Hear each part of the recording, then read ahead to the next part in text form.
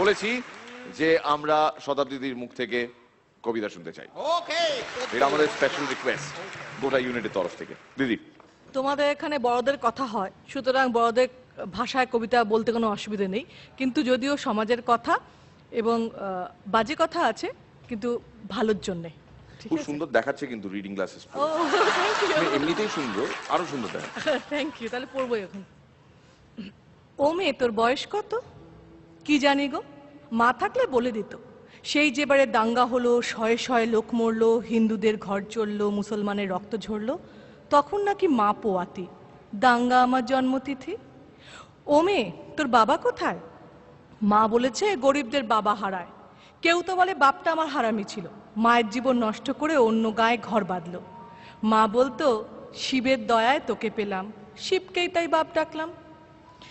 ও মেয়ে, তোর প্রেমিক আছে? ছেলেরা ঘোরে ধারে কাছে।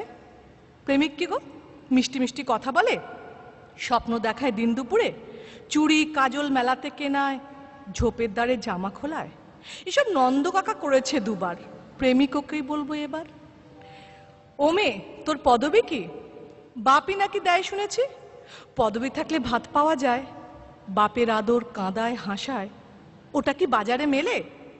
কিনবো তবে 2-10 দিলে, দামি হলে চাই না আমার, থাক তবে ও বাপ ঠাকুরদার। ও মেয়ে, তুই রূপসী? লোকে বলে ডাগর গত সর্বনাশী, রূপ তো নয় চোখের ধাঁধা, যৌবনেতে কুকুরি রাধা।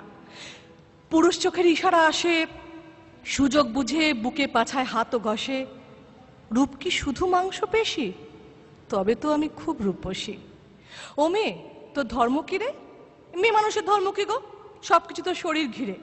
সালমা বলে ধর্ম ওই সমাজ বানায়, সন্ধেবেলায় যখন দাঁড়ায়। কেউ তো বলে না হিন্দু নাকি, সবাই বলে কতই যাবি। বিছানা নাকি ধর্ম মেলায়, শরীর যখন শরীর খেলায়। তাই ভাবছি এবার থেকে ধর্ম বলবো শরীর বা বিছানাকে।